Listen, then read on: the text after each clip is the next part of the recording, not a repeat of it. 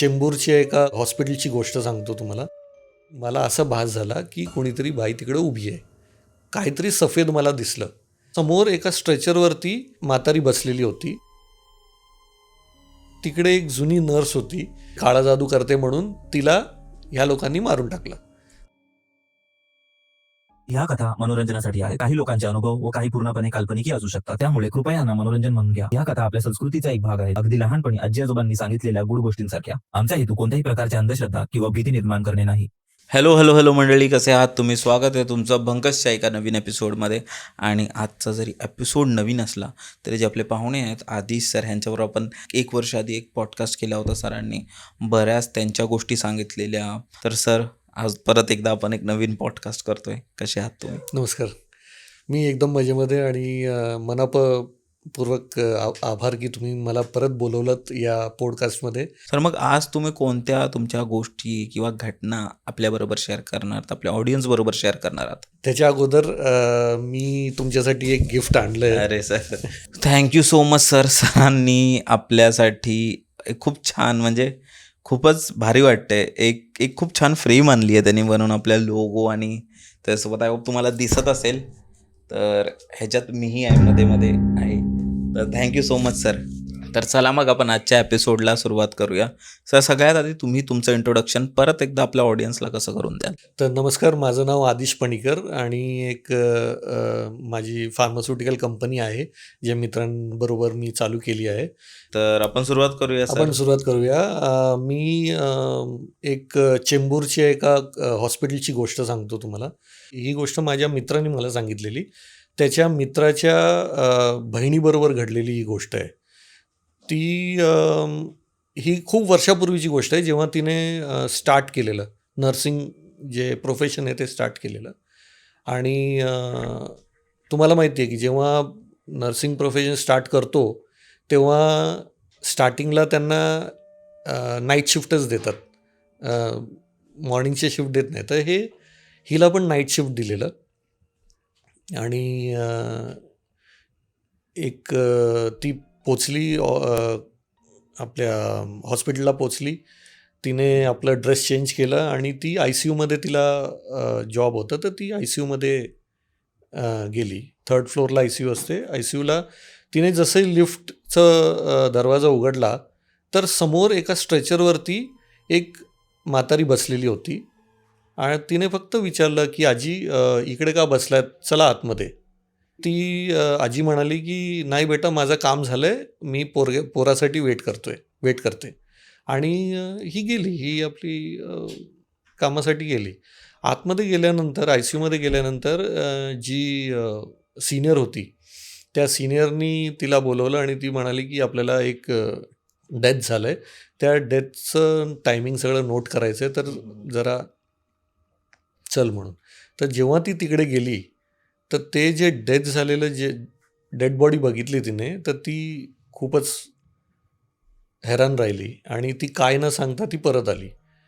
तर ते सिनियरला समजलं काय ना काहीतरी गडबड आहे. तर तिने विचारलं की काय झालं म्हणून.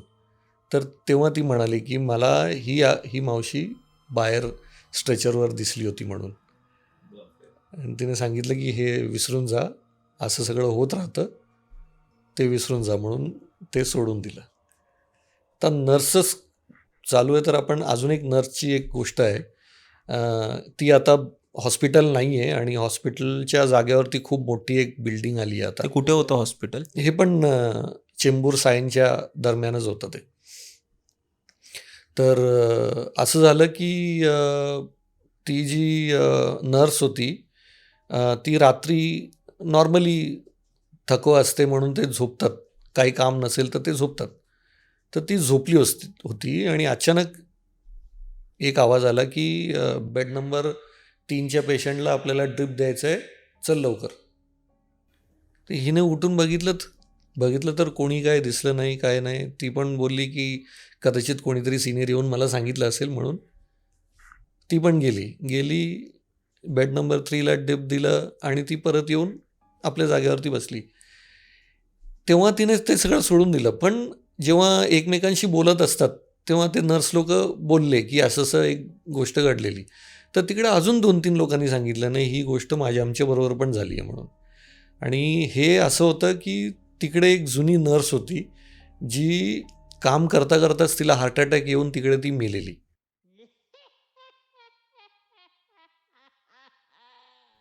आणि ती काय करायची, की असं कोणी काय असेल, काम असेल किंवा काम विसरलं असेल, तर ती जाऊन त्या नर्सला सांगायची. ओ. शी वॉज म्हणजे ते म्हणतात ना, ती त्यामध्येच अडकली होती ती, हां. की तिला ते काम करायचं आहे आणि कोणी दुसरं काम करत नसेल तर ती सांगायची. तर कोणी लक्ष नाही द्यायचं हॉस्पिटलमध्ये, कोणाचं लक्ष नसायचं तर ती सांगायची त्यांना जाऊन. सांगायची. आणि माझं हे डॉक्टरांबरोबर खूप म्हणजे बोलणं होतं ना, तर बरं, तुमचं काम असते. हो. तर एक डॉक्टर होता, तो जेव्हा पी-जीच्या दरम्यान म्हणजे जेव्हा तो शिकत होता तेव्हाची गोष्ट, तेव्हा त्याला आय-सी-यूमध्ये एक पेशंट आलेला, ॲक्सिडेंटचा पेशंट होता. हे डॉक्टरने तुम्हाला स्वतः सांगितलं? डॉक्टरनी स्वतः सांगितलेलं मला. हे त्यांच्याबरोबर कुठे घडलं होतं? ते पण एरिया तेच होता, ओके. चेंबूर, सायन त्या एरियामध्ये. आणि त्या डॉक्टरनी सांगितलं की जेव्हा ते आय-सी-यूमध्ये होते तेव्हा ॲक्सिडेंटचा एक पेशंट आला आणि तो पेशंट म्हणजे सांगायचा की अरे मला ते बोलवत आहेत, मला ते बोलवत आहेत, मला ते बोलवत आहेत.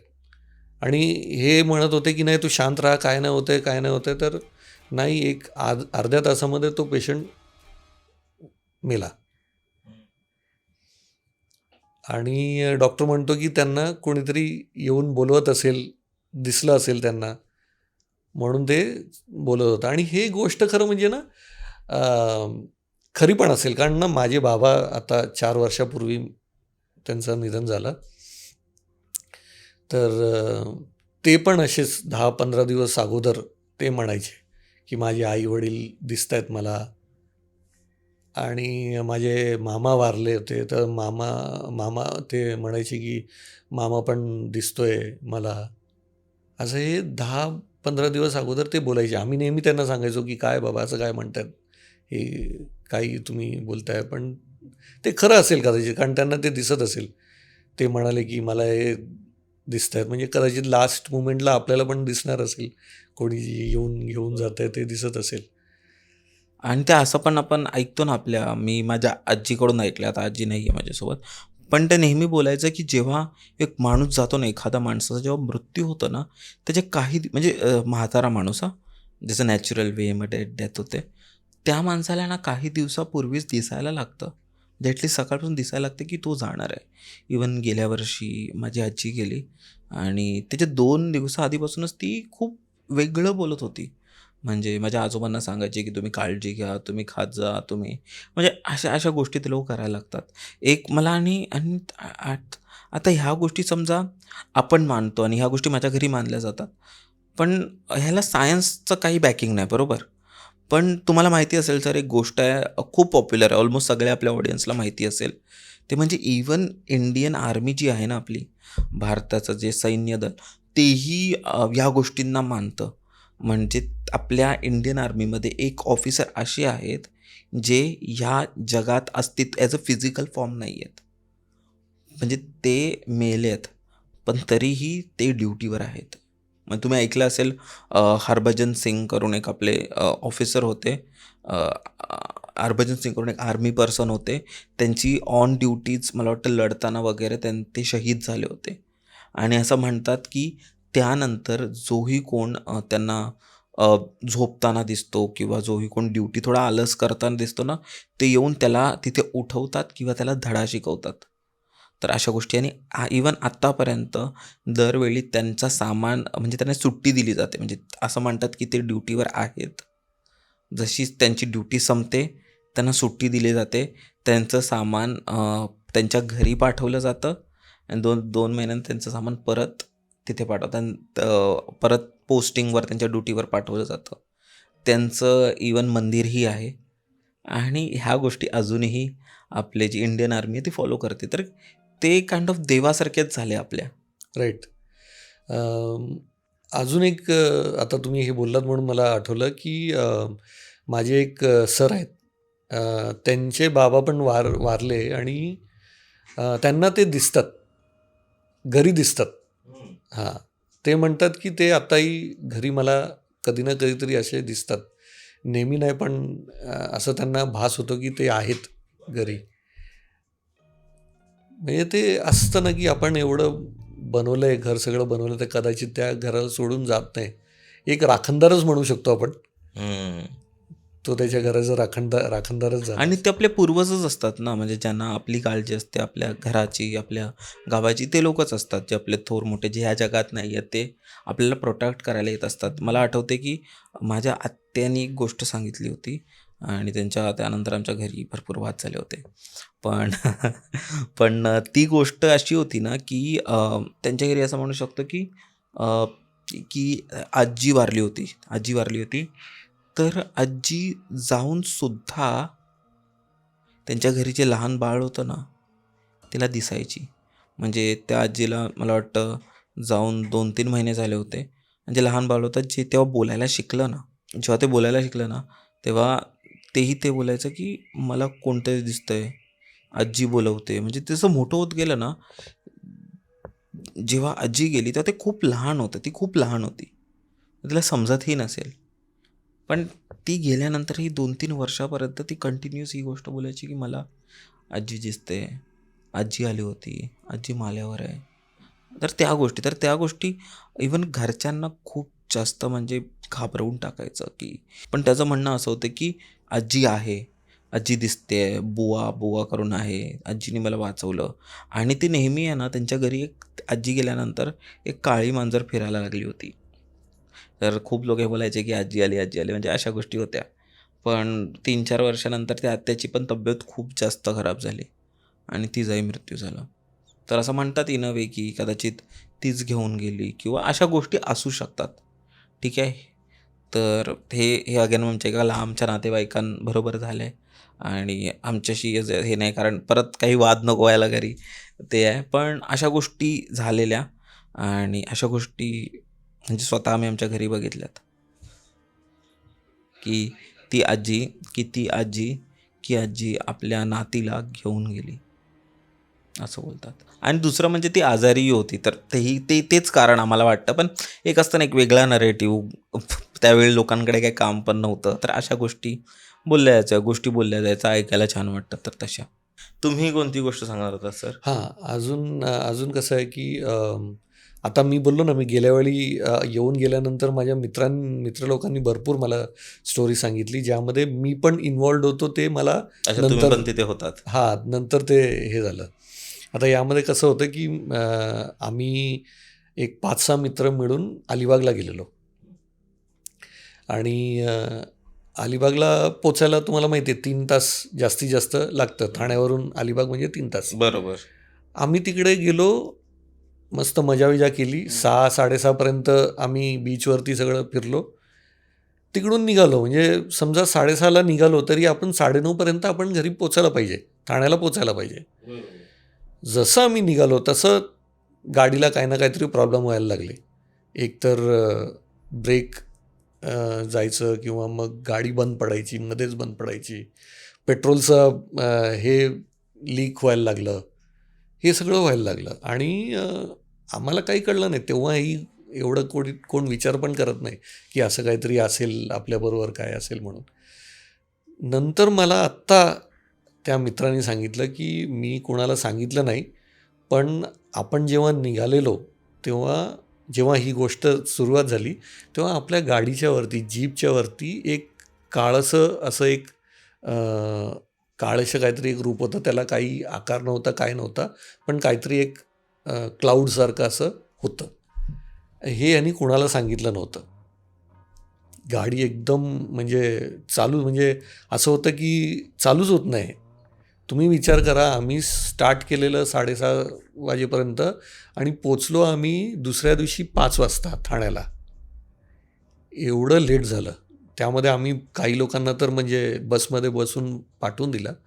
काही लोकं आम्ही हे होतो आणि तो म्हणतो की तुला आधीच आठवतं आहे का की मी बोललेलो की देवाचं गाणं लाव. मी का बोललेलो? कारण हे होतं, कारण कोणीतरी होतं. म्हणून मी बोललेलो की देवाचं गाणं लावू आणि आम्ही साईबाबांचं गाणं लावून पूर्ण येत होतो. पण गाडी काय एकदम फास्ट जात नव्हती, काय नव्हती. 5 वाजता आम्ही ठाण्याला पोचलो. ते आत्ताच त्यांनी सांगितलं मला की असं असं काही घडलं होतं म्हणून झालेलं म्हणून. तर असंच काहीतरी आहे ना, माझ्या एका मित्राबरोबरही झालं होतं आणि त्यांनी आपल्या वाटतं आपल्या पॉडकास्टमध्येच कदाचित शेअर केली नाही केली. आता पॉडकास्टमध्ये एवढ्या स्टोरीज शेअर होतात ना, की कितींदा मीच विसरून जातो की कोणत्या स्टोरीज शेअर केल्यात किंवा नाही. कधी-कधी चुकून परत एकदा पण करतो. पण असं होतं की एखाद्या वेळी माझ्याकडे आता स्टोरीजचा असा भंडार साठला आहे. तर तुम्ही कोणतीही गोष्ट सांगाल ना, कोणता इन्सिडेंट सांगाल ना, त्याच्या कोरिलेट करणारी स्टोरी माझ्याकडे असेल. तर झालं कसं होतं ना, की हे माझ्या मित्राबरोबर घडलं होतं. ते त्यांच्या ट्रिपला जात होते, पिकनिकला जात होते आणि त्यावेळी ते लोकं कसारा घाट तिथून जात होते. तर रात्रीचे 2:30-3 वाजले होते आणि कसारा घाट जसंच क्रॉस केला ना त्यांना खूप असं अनइझीनेस वाटायला लागलं. असं होतं ना, की म्हणजे अचानक असं गुदमरल्यासारखं वाटू लागलं. तर त्यांनी थोड्याच पुढे थांबवून थोडं बाहेर थोडा मोकळा श्वास वगैरे घेतला, वॉशरूम वगैरेला जाऊन आले, सू वगैरे केली. परत बसले. परत त्यांना तसंच अनइझीनेस वाटू लागला. अशी काहीतरी गडबड आहे म्हणजे एकदम एकदम विचित्र वाटू लागलं. थोड्या वेळानंतर जवळ-जवळ 1-1.5 किलोमीटर म्हणजे 1-1.5 तासानंतर त्यांना एक गाव दिसलं. त्या गावात त्यांनी थांबवलं म्हणजे ते बोलले, की ब्रेक घेऊया. अर्धा तास थांबू, मग निघू. त्यांनी थांबवलं आणि ते जस्ट गाडीच्या जवळच होते. त्यांनी आजूबाजूला बघितलं तर जसं कोण दिसत नव्हतं. फक्त एक घर होतं घर.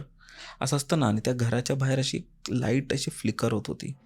खूप जुनं असं पडीक घर होतं.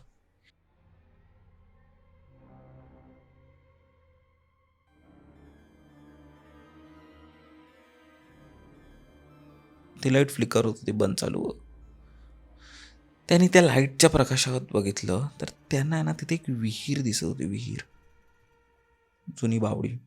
आणि त्या विहिरीजवळ त्यांनी बघितलं की रात्रीचे 2:30 वाजलेत आणि 2:30 वाजता एक बाई त्या विहिरीतून पाणी भरते. ही गोष्ट त्यांच्यासाठी खूप स्ट्रेंज होती कारण रात्री 2:30 वाजता कोण पाणी भरतं? तर ते थांबले. ते बोलले की जाऊ दे असेल. झालं थोडं 2-3 मिनिटं झाले, झालं थोडा वेळ झाले, 5-10 मिनिटं झालं. तरी ती बाई पाणी भरते. मग ते लोकं आतमध्ये आपल्या गाडीच्या आतमध्ये गेले आणि थांबलेले. ते बोलले की आता ड्रायव्हर जो होता ना, तो बोलला की मी जरा झोपतो, पडतो. तर माझा जो मित्र त्यांनी एक ती गोष्ट नोटीस केली की पुढचा अर्धा तास झाला, तरी पण ती बाई तिथेच पाणी भरते. आणि जेव्हा त्यांनी एकदम एकदम जवळून पाहिलं ना, म्हणजे एकदम अटेन्शन देऊन पाहिलं ना, तर त्यांनी बघितलं तर ती जी बाई होती ना, ती पाणी नव्हती भरत. ती तिकडेच फिरत होती, पाणी भरायची ॲक्टिंग करत होती आणि परत तिथेच येत होती. म्हणजे घराचा चक्कर लावून परत पाणी भरते, परत घरी जाते. घरी नाही जात, म्हणजे त्या साईडला जाते, परत तिथून येते, परत पाणी भरते. म्हणजे हे कंटिन्युअस ती गेल्या 1 तासापासून करत होती. तर जेव्हा त्यांच्यावर हे झालं, त्याला खूप स्ट्रेंज वाटलं, की नक्की करते काय?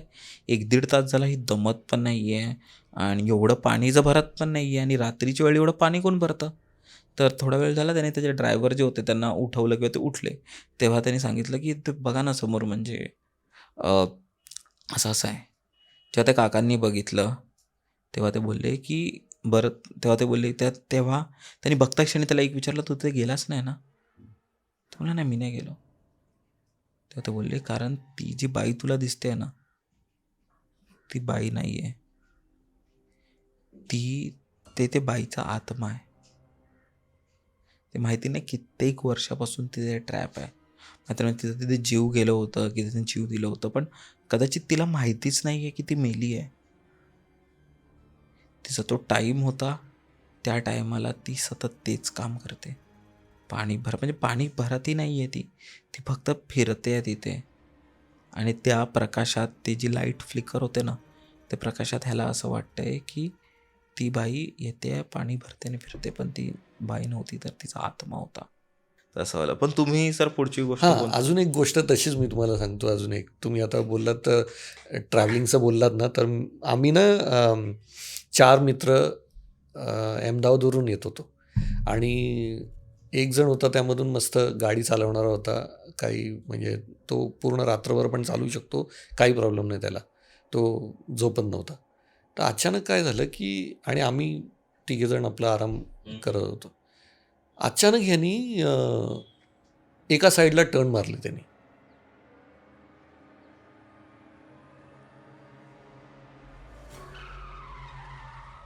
तर म्हणजे आम्ही विचारलं की काय झालं बाबा, तू अचानक असं का केलंस तू? तर तो बोलला काय नाही काय नाही, मी सांगतो म्हणून. पुढे गेलो, खूप पुढे गेलो आणि त्यानंतर मग त्यांनी गाडी थांबवली आणि त्यांनी सांगितलं की मला असा भास झाला की कोणीतरी बाई तिकडे उभी आहे. काहीतरी सफेद मला दिसलं. मी वाचवण्यासाठी टर्न मारली आणि सरळ पुढे आलो. थांबलो नाही. थांबलो असतं तर कदाचित काही झालं असतं तर ते माहीत नाही.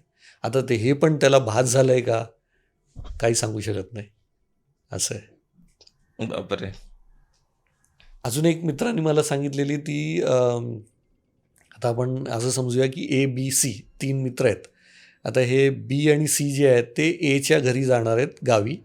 कोकणात एक गाव आहे, तिकडे गावी जात आहेत आणि एनी बी आणि सीला सांगितलं की माझ्या घरी असं असं आहे की कवळावरून रात्री कोणीतरी धावतो, हे आवाज येतं, तर तुम्ही घाबरून नाही जायचं.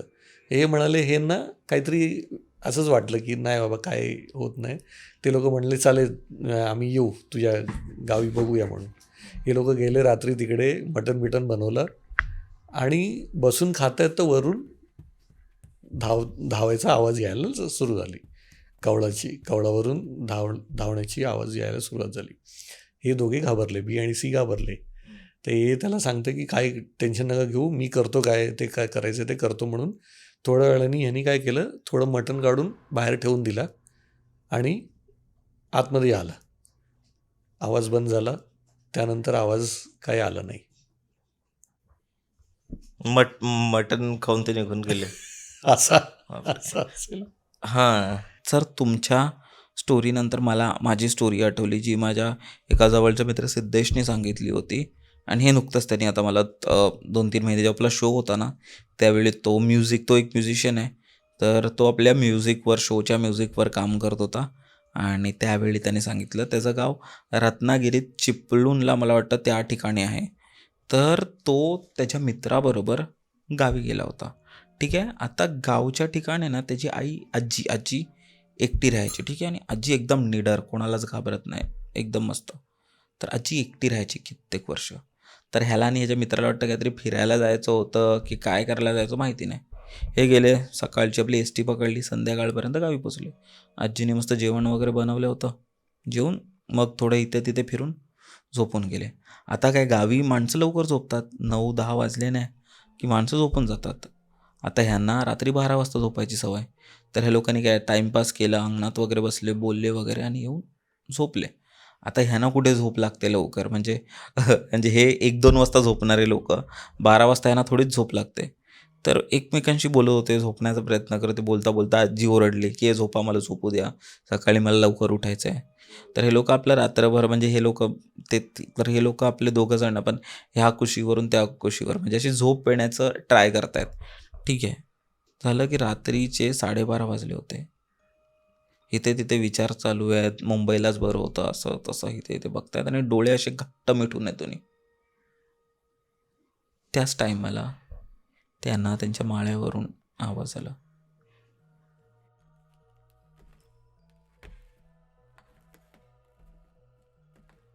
मला वाटलं की असेल कोणतरी वरती. परत एकदा आवाज आला, असेल काहीतरी, कोणतरी वरती असेल, आजी असेल. आणि कुशी बदलली, बघतो आजी याच्या बाजूला झोपली आहे. आणि त्या मोमेंटला तो घाबरला. त्याने दुसरीकडे त्याच्या मित्राला बघितलं तर त्याचा मित्र त्याच्याकडे बघत होता आणि त्याच्या डोळ्यात पण भीती दिसत होती. त्याने बघितलं की पूर्ण माळ्यावर कोणतरी चालतंय आणि आता हळूहळू ते आवाज त्यांच्या पायऱ्यावर येऊ लागले होते. त्या माळ्यावरून कोणतरी पायऱ्यांवरून उतरत होतं. त्या क्षणी हा भरपूर जास्त घाबरले, कारण हे मुंबईकडचे मुलं अशा सगळ्या गोष्टी माहिती नाहीत आणि ह्या फक्त ऐकल्यात. तर त्यांनी काय केलं, आजीला उठवलं पटकन की आजी उठ उठ, काहीतरी आहे वरती, असं तसं. आजी एकदम कामली, तिला कायच फरक पडत नाही. तिने ह्यांच्याकडे बघितलं आणि बोलते काय आवाज येतोय, तुझे आजोबा असतील. हे ऐकून सिद्धेश खूप जास्त घाबरला, कारण त्याचे आजोबा तर 3 वर्षापूर्वीच वारले होते. अरे बापरे. तर आजी कोणत्या आजोबांबद्दल बोलते. हे लोक कसे त्या दिवशी तर लोक असे अंगावर म्हणजे गोधडी वगैरे टाकून झोपले त्या गरमीत. दुसऱ्या दिवशी त्यांनी आजीला विचारलं तर आजी बोलते हां येतात आजोबा, येतात फिरतात, काय करत नाही, तो म्हातारा काय करत नाही. आणि त्या आजोबाला पण ओरडलेली ती, "ए जा, मुलं घाबरत आहेत तुझ्यामुळे," असं तसं. तर आजीचं असं म्हणणं होतं की येतात आजोबा. तर हे त्याच्यावर खूप खतरनाक झालं होतं.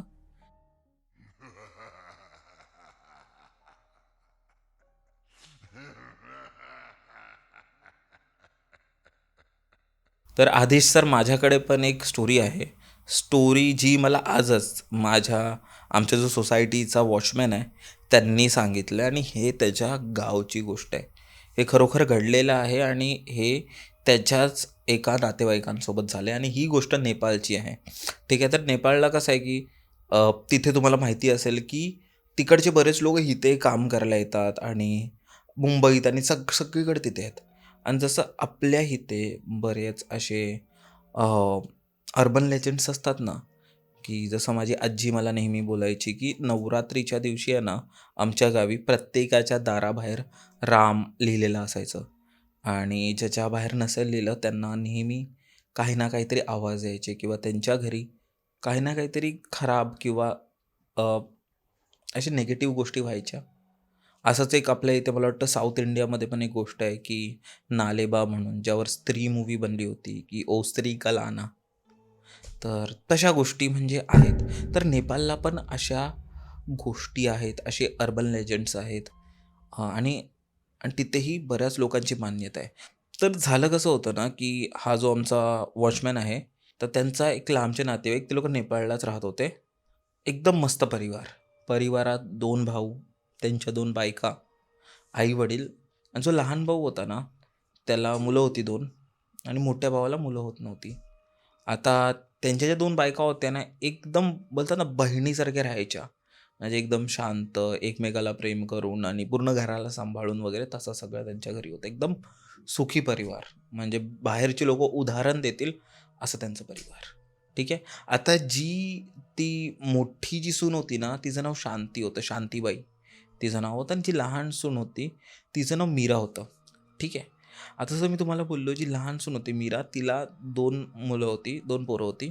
एकाचं नाव अजय होतं आणि एकाचं नाव प्रकाश होतं. जो मोठा मुलगा होता त्याचं नाव अजय आणि लहानाचा प्रकाश. आता कसं आहे, की त्यांच्या घरी सगळं काही मस्त चालू होतं, सगळं काही ठीक चालू होतं. पण जी जी मोठी सून होती ना घराची, शांतीबाई, ती खूप जास्त चांगली होती, पण तिला आहे ना कित्येक वर्षापासून आहे ना मूल नव्हतं होत. आणि त्यांचं एकच त्यांना आणि त्याचं तिला खूप दुःख होतं. म्हणजे ते लोकं दरवेळी प्रयत्न करत असतात. वेगवेगळे डॉक्टरी वगैरे करतात. ते लोकं डॉक्टरांकडे जातात, बाबा-बिबाकडे जातात. पण काहीही केल्याने मूल नसतं होत त्यांना. आणि त्याच्यानेच ती खूप जास्त दुःखी असायची. इव्हन तिची जी सासू होती ना, ती तिच्यावर म्हणजे बरेच काम करता ताणे वगैरे मारायची. बोलतात ना, ही खूप मनूस आहे किंवा ही श्रापित आहे. हिला एक मुलगा पण देऊ नाही शकत. असं, तसं, तसं, तसं तिला बोलायचे. इव्हन जे आजूबाजूला राहणारे 4 बायका असायच्या, त्याही तिला काही ना काहीतरी मागून काही ना काहीतरी बोलायच्या आणि त्या गोष्टी तिला भयानक दुःख व्हायचा. ती दरवेळी त्या नवऱ्याला वगैरे बोलायची, की "आपण प्रयत्न करूया, प्रयत्न करूया." पण त्यांच्या लग्नाला जवळ-जवळ 12 वर्ष झाले होते आणि तरीही त्यांना मूल नव्हतं होत. दुसऱ्या भावाचं नंतर लग्न होऊन सुद्धा त्याला मुलं झाली, पण हिला मुलं होत नव्हती. तर त्या गोष्टीचा तिला भयंकर दुःख होता आणि घरातल्यांना रागसुद्धा होता. आता जी ती शांतीबाई होती ना, ती मीराची जी मुलं होते, अजय आणि प्रकाश, ह्यांच्यावर खूप जास्त प्रेम करायची. म्हणजे त्या लोकांना ती आपल्या मुलाप्रमाणेच ठेवायची. म्हणजे त्यांना काय हवं नको किंवा काय गिफ्ट देणं झालं किंवा काहीतरी अ, जेव्हा आपले सण वगैरे असतात ना, सणावाराच्या दिवशी नवीन कपडे घेणं झालं, हे सगळे शांतीबाई त्यांना द्यायची. म्हणजे त्या लोकांना ती त्यांच्याच मुलाप्रमाणे ट्रीट करायची आणि त्यांची मुलंही आहे ना, दरवेळी आले तिच्याकडेच जायचे असतात. स्पेशली जो प्रकाश होता ना, लहान मुलगा, तो तिलाच म्हणजे असं आई समजून असायचा आणि त्या गोष्टीचा म्हणजे मीराला पण थोडं ऑड वाटायचं. पण ठीक आहे ना, तीही ती बहिणीच होती त्यांची. ती बहिणीच होती आणि नंतर ती मोठी सून होती आणि तीही त्यांना आईसारखंच प्रेम करायची आणि तशा सगळ्या गोष्टी. पण जो अजय होता ना, त्याला एवढं आवडायचं नाही, की ती जवळ करते. तर तो नेहमी असं लांब व्हायचा, की "नको, तू एवढ्या गोष्टी नको करू." कारण तो आता मोठा होत चाललेला, त्याला समज येऊ लागली होती. तर तो तिला थोडं लांब, लांब, लांब, लांब तशा सगळ्या गोष्टी ठेवायचा. तर एक दिवशी काय झालं ना, की अजय आणि प्रकाश शाळेतून आले आणि शांती देवीवर दिवसभर खेळले होते. तिनेच त्यांना जेवण वगैरे दिलं आणि त्यांच्या रूममध्ये झोपवलं. त्या दिवशी मीरा आणि तिचा नवरा होता बाहेर गेले होते, ठीक आहे. तर ते लोक येईपर्यंत मुलं त्यांच्या त्यांच्या रूममध्ये झोपले होते आणि मीरा मुलांना शाळेसाठी उठवायला गेली. आता मीरा त्या रूममध्ये गेली, त्या मुलांच्या रूममध्ये जाऊन बघते तर आपला प्रकाश मस्त झोपलाय गार, पण त्याच्या बाजूला अजय मिसिंग आहे. अजय रूममध्येच नव्हता. मीरा मीरा जाता क्षणी इथे तिथे बघायला लागली, त्याला उठवलं, प्रकाशला विचारलं, अरे अजय कुठे? तर ते मला नाही माहिती दादा कुठे आहे, बघ असेल रूममध्ये वगैरे, घरी असेल, बघ एकदा. ती बाहेर जाते, सगळ्यांना विचारते, अजय आहे का, अजय आहे का, अजय तुमच्या इथे आलाय? कोणालाच माहिती नाही. ती इव्हन शांतीलाही विचारते, अजय कुठे आहे, तुला माहिती आहे का, रात्री तू झोपवलेलंस? ती बोलते, नाही, मी त्याला झोपवून, त्या दोघांना झोपवून मी परत आपल्या रूममध्ये आली, मला नाही माहिती. एकदा शाळेत वगैरे बघ. ते शाळेत जातात, सगळ्या मित्रांना विचारतात, बाजारात वगैरे जातात, नाही भेटत. दुसऱ्या दिवशी ते लोक पोलीस कंप्लेंटही करतात, पण अजय काही भेटत नाही. आता ह्या गोष्टीचा मीराला खूप जास्त धक्का बसतो आणि तिचं सतत प्रयत्न सुरू असतात की माझा मुलगा कुठे गेला, कोणी त्याला किडनॅप केलं, काय केलं, कोणाला काहीच माहिती नसतं पडत. आणि तिचं कंटिन्युअस शोधणं सुरू असतं, म्हणजे काय, कुठे, बारीक बारीक सारीक गोष्टी तिला अजिबात चैन नाही पडत. पोलिसांना कंटिन्यू कॉल करून विचारणं, नातेवाईकांना विचारणं, इथे तिथे शोधणं, तिचं चालूच असतं. आता अजयला हरवल्यापासून 10 दिवस झाले होते. आता 10 दिवसात मीरा खूप जास्त टेन्शनमध्ये होती. तिने मग आहे ना प्रकाशलाच विचारायला सुरू केलं, त्या लहान मुलाला, की नक्की काय झालेलं? तू मला सांग, दादाला काही टेन्शन होतं, शाळेत कोणी काय त्याला त्रास द्यायचा? त्यांनी सगळ्या बारीक बारीक गोष्टी प्रकाशला विचारायला सुरुवात केली. तर प्रकाश तर बोलला, शाळेत तर काही प्रॉब्लेम नाही, असं तसं तसं सगळ्या गोष्टी नव्हत्या. पण तिथे प्रकाशनी एक गोष्ट नक्की सांगितली. तो बोलला की जी आपली काकी आहे ना, म्हणजे कोण, शांती. शांती आहे ना, नेहमी त्याला आहे ना, म्हणजे असे विचित्र प्रश्न विचारायचे, की चल आपण बाहेर जाऊ, चल आपण फिरायला जाऊ. म्हणजे प्रकाशला नाही हां, फक्त अजयला. अजयलाही शांती एवढी आवडायची नाही, कारण तो नेहमीच त्याला म्हणजे तिचं बिहेवियर काही पटायचं नाही, की ती त्यांची आई बनण्याचा ट्राय करत होती. तिला मूल झालं नाही म्हणून ही त्यांची आई बनण्याचा ट्राय करत होती. तर अजय थोडा लांब असायचा आणि त्याच गोष्टीचा शांतीला प्रचंड राग होता. आता ही गोष्ट जशी मीराने ऐकली, की ती अशा प्रश्न विचारायची, तर ही गोष्ट जशीच मीराने ऐकली, की ती असे प्रश्न विचारायची मुलाला, सतत त्याला बाहेर घेऊन जायला बोलायची. तिने आपल्या सासूबाईंना वगैरे सांगितलं आणि शांतीकडे गेली आणि भांडायला लागले जोरजोरात, की तू काय केलंस माझ्या मुलाला? तूच हरवलेस, तू कुठे आहे तो? तू त्याचं काहीतरी केलंस, तू आम्हाला सांग कुठे आहे? एक तर शांती रडायला लागली, बोलली की तो माझ्या मुलासारखा होता, तुझ्यापेक्षा जास्त दुःख मला होतं, तू मला काय विचारतेस? पण मीराला माहिती असतं की ही नाटक करते. ती बोलते की तू काय केलंस मला सांग सांग सांग, आणि तिथेच आदलापट करते, रडगाणं सुरू करते आणि डोकं बी कापटायला लागते, म्हणजे त्या लेवलवर जाते. कारण जे आरोप मीराने शांतीवर लावलेले हे तिच्यासाठी खूप जास्त होतं. तर ती बोलते की जाऊ दे, कदाचित तिने नसेल केलं. आता त्या गोष्टीला जवळजवळ 1-1.5 महिना जातो, अजयला हरवलेल्या 1-1.5 महिना जातो. अमावास्येची रात्र असते. मीरा पाणी प्यायला उठते, तर ती एक स्ट्रेंज गोष्ट नोटीस करते. ती बघते की जी ती शांती आहे ना, शांती, ती दरवाजाच्या इथे कोणाशी तरी बोलत आहे, कोणाशी तरी बोलते. तिला थोडं स्ट्रेंज वाटतं. दुसऱ्या दिवशी जाते आणि बघते ना, तर त्यांच्या ज्या दरवाजावर लावलेले जे फोटो होते ना देवाचे, ते तिथे नव्हते.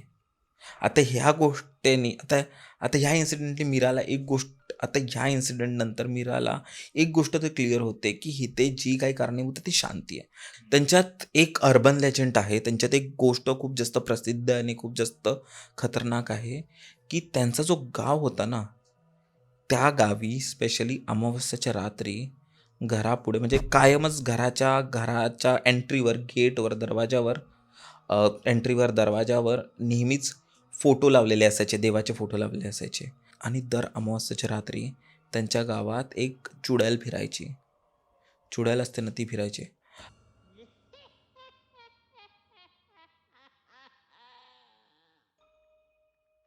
ज्या दारावर देवाचे फोटो आहेत, तो दार नाही वाजवायची, पण ज्या दारावर देवाचे फोटो नाही आहेत, तो डोर ती नॉक करायची.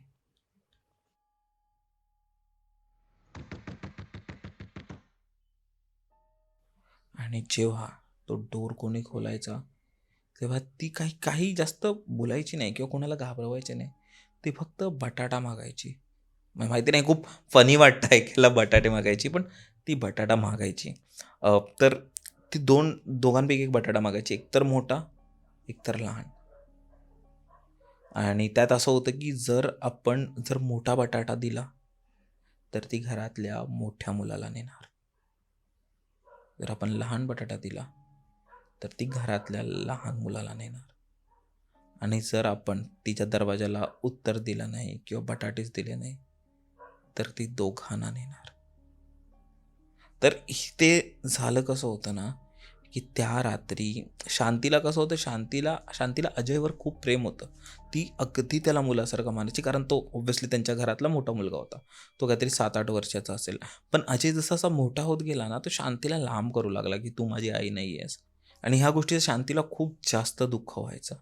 आणि म्हणूनच तिने अमावस्येच्या रात्री, म्हणजे त्याच्या संध्याकाळी तिने दाराजवळचे फोटो काढले आणि जेव्हा दरवाजा ठोकला तिने समोर एक मोठा बटाटा ऑफर केला. आणि त्याच गोष्टीने अजय, आणि हे त्यांच्या गावी झालंय, म्हणजे आपल्या इथे आपण बोलतो ना नालेबा वगैरे, जसं मी तुम्हाला सांगितलं, हे त्यांच्या गावचा नालेबा आहे. की एक चुड्याल येते, पूर्ण गावी फिरते. आणि म्हणून त्यांच्या पूर्ण गावी कोणीही देवाचा फोटो नाही काढत. आणि हेही त्यांच्या गावी झालं की हेही त्या घरी म्हणून झालं, शांतीने म्हणून केलं, कारण तिला बदला घ्यायचा होता. ती जेलसी होती की हिला का सगळं सुख आहे, मीरालाच सगळं सुख आहे आणि मला मुलगा का नाही आहे. मी मोठी सून असून मला मूल नाही आहे, आणि ही माझ्या नंतर येऊन हिलाच सगळे अटेन्शन देत आहेत, हिलाच सगळे प्रेम करत आहेत, आणि मला एकदम घाणेरडं वागणूक देत आहेत. त्या गोष्टीचं तिला खूप जास्त वाईट वाटलं आणि त्यामुळेच तिने ते सगळं केलं. रिसेंटली मी एक ती रील पण बघितली होती, तुम्ही माहिती नाही बघितली की नाही. पण त्या रीलमध्ये असं होतं ना, की जे मिरर्स असतात ना, मिरर्स आपल्या घरी आपण बोलतो ना आरसा, तर तेही बोलतात की ते पोर्टल आहे. पोर्टल म्हणजे एक वेगळा जग. त्या आरशात जे दिसतंय ते कम्प्लिटली वेगळं जग आहे. म्हणजे बऱ्याच अशा ट्रेडिशनमध्ये, बऱ्याच अशा रिलिजनमध्ये, जसं ज्यूइश मला वाटतं, किंवा अशा वेगवेगळ्या रिलिजनमध्ये जेव्हाही एक एका एका एका माणसाचा मृत्यू होतो ना, तेव्हा तिकडचे जेवढेही आरसे असतात ना त्या घरातले, त्यांच्यावर एक कपडा टाकला जातो. त्याच्या मागचं कारण हे आहे ना, की असं बोलतात की जोही तो मृत व्यक्ती आहे, जेव्हा तो मरतो आणि त्याचा जो आत्मा असतो ना, मेल्यानंतर भटकतो, आणि त्या आत्म्याला जेव्हा एक आरसा दिसतो ना, तो त्या जगात लॉक होऊन जातो. तो तिथे जातो. आणि बऱ्याच ट्रेडिशनमध्ये आरशाला असं एक नेगेटिव्ह मानलं जातं आहे. इव्हन असंही बोलतो की आपणही खूपदा नोटीस केलं असेल की आपण जेव्हा एखादा आरशात बघतो आणि आपण कंटिन्युअस त्या आरशात बघतो ना, थोड्या वेळानंतर वाटायला लागतं की हा मीच आहे. नाही हा मीच आहे का? म्हणजे नाहीतर हा माझ्यासारखा दिसणारा एक व्यक्ती, असं असं वाटतं ना. आणि तेच की ते खूप निगेटिव्ह पण आहे. इव्हन असंही बोलतात की रात्रीच्या वेळी आरशासमोर जाऊ नये. त्याच्यावर बऱ्याच अशा मिस्टिरियस गोष्टी आहेत. पण हे जेव्हा मी बघितलं ना, की अशा बऱ्याच रिलिजनमध्ये अशा गोष्टी फॉलो करतात, तेव्हा समजलं काहीतरी कनेक्शन असेल ना, की एवढ्या वर्षानुवर्ष लोकं ह्या गोष्टी फॉलो करतात. अरे तसं तुम्ही नेक्स्ट गोष्ट तुमची कोणती सांगणार आहात? तर आपल्या गावी जेव्हा लग्न असतं तेव्हा कसं असतं की त्या घरी तो बांगडीवाला येतो, माहिती आहे तुम्हाला, बांगडीवाला कासार येतो. येतो, हां हां. हां, तर तो सगळ्यांना बांगडी तिकडे बसून हे करतं आणि मग एक स्पेसिफिक अमाऊंट त्याला दिलेलं जातं असं. तर हा एक बांगडीवाला तिकडे गावी लग्न होतं म्हणून बांगडीवाला येत होता. तर गावाच्या हद्दाच्या बाहेर त्याला एक 11-12 वर्षाची एक मुलगी भेटली आणि तिने सांगितलं की काका मला बांगडी इकडेच द्या, मी काय तिकडे येणार नाही कारण मला भरपूर काम आहेत, मी बांगड्या भरायला हां सांगितलं. हां. तर तो म्हणाला नाही बेटा तू तिकडेच ये, एकत्रच बसून सगळे होईल आणि इकडे नको. तर ती म्हणाली नाही काका मला नाही येता येणार तिकडे, तुम्ही इथेच बांगड्या इथेच द्या. करा म्हणा. मग त्यांनी दिलं, तो पण बोलला की 11-12 वर्षाची मुलगी, दिलं त्यांनी आणि तो तिकडे गेला, सगळं झालं, त्याचं काम सगळं बरोबर. झालं. त्यानंतर जेव्हा तो निघत होता तेव्हा त्यांनी ते जो ज्याच्या घरी लग्न होतं त्याला सांगितलं की असं असं मला एक 11-12 वर्षाची मुलगी भेटलेली, तर तिने पण भांगडी घेतली आहे म्हणून. तर तो बोलला, कुठे? तो बोलला, गावाच्या बाहेर भेटली होती. तर त्यांनी एक फोटो दाखवला. ती म्हणाली, ही मुलगी का? तर तो म्हणाला, हो, हीच मुलगी होती. ते 1 आठवड्यापूर्वी ती मेली. आणि तिला खूप हे होतं, जेव्हापासून लग्न फिक्स झालेलं तेव्हापासून तिला ती येऊन सांगायची की ताई तुझ्या लग्नाला मी येणार, हां बा, असं सगळं करणार, म्हणून तिला ते कदाचित. तिला ती हाऊस होती आणि ते पूर्ण करण्यासाठी ती आली होती इथे. बापरे! हे कोणत्या गावची गोष्ट आहे? ही पण म्हणजे आता तो कुठे राहतो ते एक्झॅक्टली माहीत नाही. त्यांनी सांगितलं त्याच्या गावाचीच गोष्ट सांगितली त्यांनी, पण आहे कोकणाचंच एवढं सांगतो. आपल्या इकडे मेनली तर तिकडेच जे बरोबर. काय असं आहे. आणि दुसरं एक तुम्हाला सांगतो, आता आपण थोडं पुढे जाऊ. एक भैरवपूर म्हणून एक जागा आहे, मला वाटतं MP ला आहे ती. तिकडे एक इमलीचं झाड आहे. त्या झाडाला तुम्ही बघितलं ना की त्या झाडाचे सगळे जे फांदी आहेत ते एकदम ट्विस्टेड आणि टर्न्स असे आहेत. ते मग ते बघूनच तुम्हाला विचित्र वाटतं. हो, विचित्र वाटतं. तर त्याची एक गोष्ट आहे की तिकडून कोणी रात्री म्हणजे जायचं नाही त्या झाडाच्या बाजूनी. असं म्हणतात की तिकडे काय झालं होतं की एक बाई होती, म्हणजे त्या गावी 3-4 मुलांचे डेथ झाले. तर ह्या लोकांनी काय केलं की त्या बाईला पकडलं आणि बाई काहीतरी हे करते, काळा जादू करते म्हणून तिला ह्या लोकांनी मारून टाकलं आणि त्या याच्यावरती टांगलं, त्या इमलीच्या झाडावरती. तर असं म्हणतात की ती आत्ताही त्या इमलीच्या झाडावरती आहे आणि जो कोणी तिकडून जातो त्याला ती सतवते. बापरे! मरण असं कोणाचं झालं असं हे नाही, पण असं म्हणतात की खूप सतवते आणि कधी-कधी तो तिकडे बेहोश पडलेला असतो. दुसऱ्या दिवशी जेव्हा सकाळी बघितलं असतं तेव्हा तो तो तिकडे मुलगा. पडलेला असतो. असं काही विचित्र जे गोष्टी आहेत ते आहेत गोष्टी आहेत ते तिकडे येतात. म्हणून तिकडे आत्ताही ते कोणी जात नाही असं म्हणतात ते.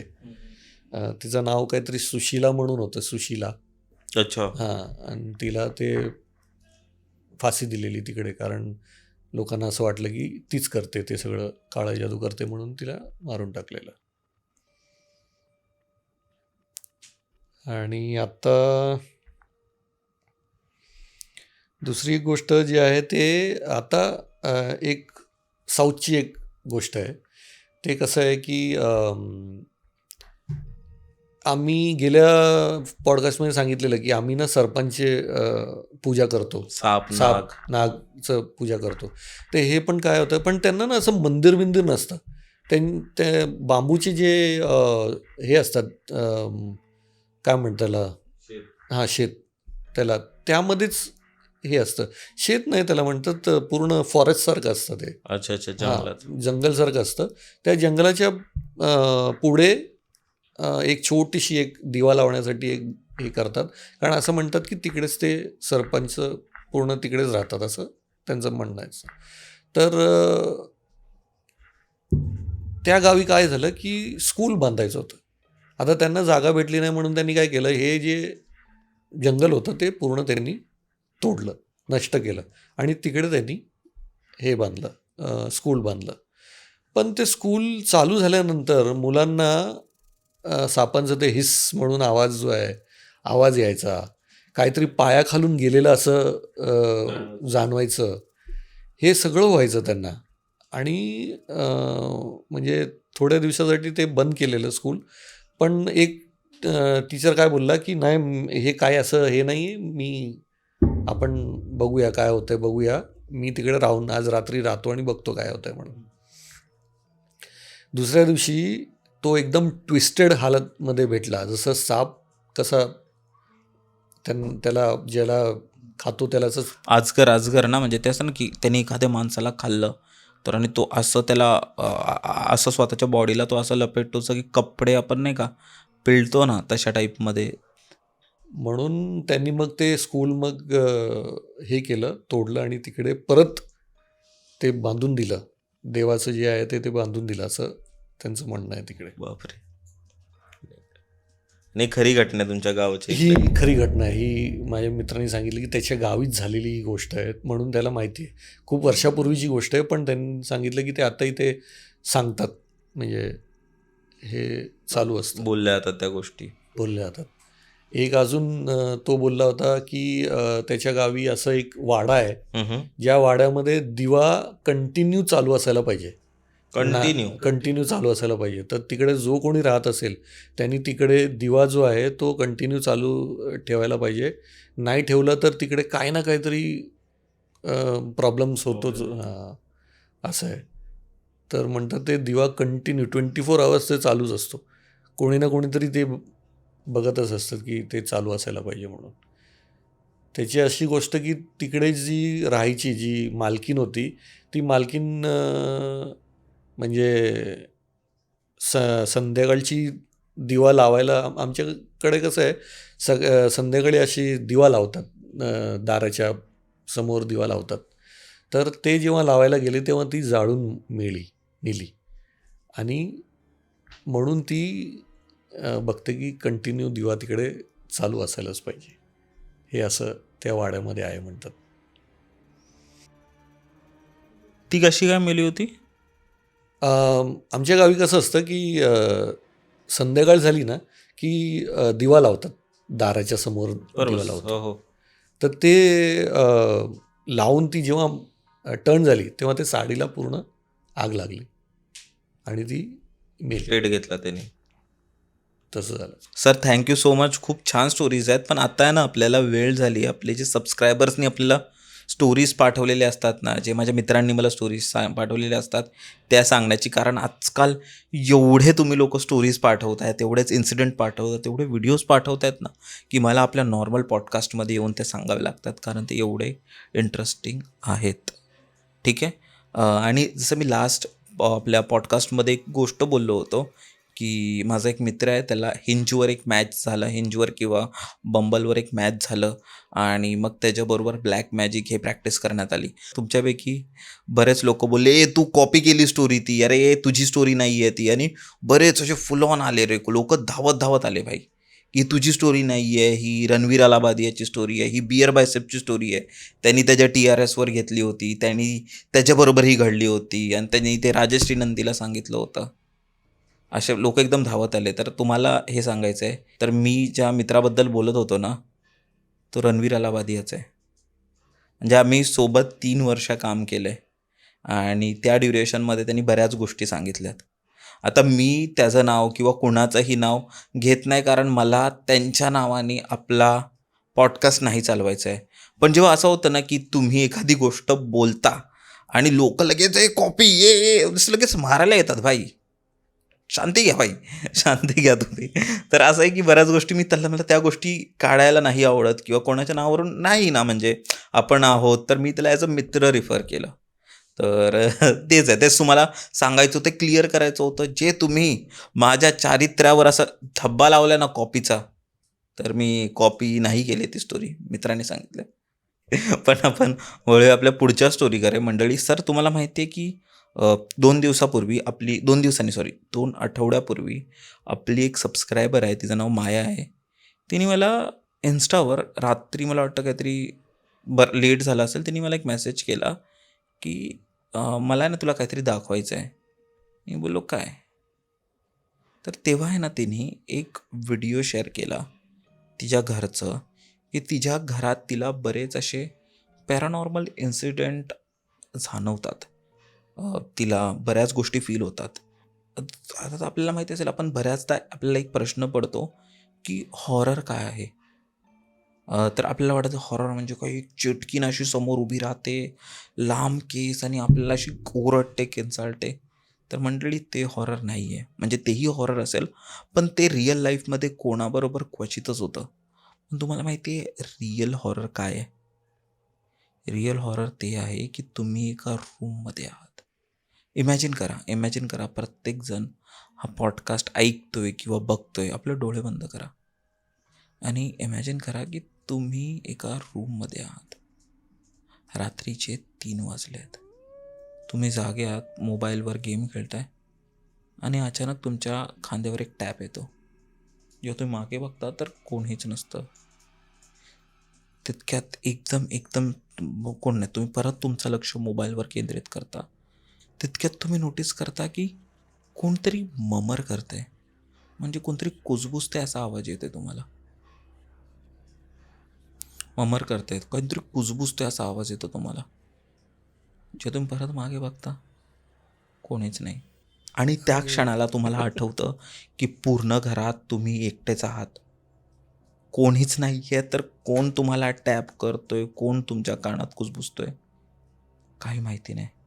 आणि ते रिअल हॉरर असतं की तुम्हाला डोळ्यांनी काहीच दिसत नाही आहे, काहीच नाही, फक्त तुम्ही फील करू शकता ते. मग ते कोणतरी बोलतंय, कोणतरी टॅप करतंय, काही नसो, मग तुम्हाला तुम्हाला कोण टचही नाही करणार. पण त्यावेळी जर तुम्ही एकटे आहात आणि कोणी येऊन जर तुमच्या कानाजवळ कोणी जर फुंकंसुद्धा मारली ना, कोण फुकून जरी गेलं ना, तरी तुम्ही प्रचंड घाबराल. आणि तेच हॉरर असतं. ह्या व्हिडिओमध्ये मला मायाने पाठवलं की ती तिच्या घराबद्दल बोलते, त्यात अशा गोष्टी होत राहतात. तर तिने आहे ना, रात्रीचं ती काहीतरी लेट घरी वगैरे आलेली आणि तिने जेवत असताना तिने एक गोष्ट नोटीस केली की तिने जी पाण्याची बॉटल ठेवली आहे ना, ती कंटिन्युअस बंद चालू होते. म्हणजे ही एकदा होत असेल, ठीक आहे, तिने प्रॉपर व्हिडिओ पाठवला, तुम्ही बघा तो व्हिडिओ.